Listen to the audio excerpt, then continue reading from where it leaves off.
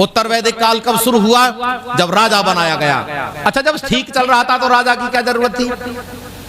अरे जब सब ठीक ही चल रहा था तो राजा की क्या जरूरत है? तो सुनो, राजा की जरूरत उस समय पड़ी जब कुछ लोगों ने अवैधिक वातावरण बनाया, कुछ लोगों ने वेद से अलग हटकर चले। अच्छा, वेद से अलग हटकर चलेगा तो बदतमीजी करेगा कि नहीं? बोलो। उसने बदतमीजी की, जो परेशान हुए उन लोगों ने जाकर किससे गुहार लगाई? राजा है नहीं, किससे कहें हम परेशान हैं? तो उन्होंने जाकर आचार्य से कहा।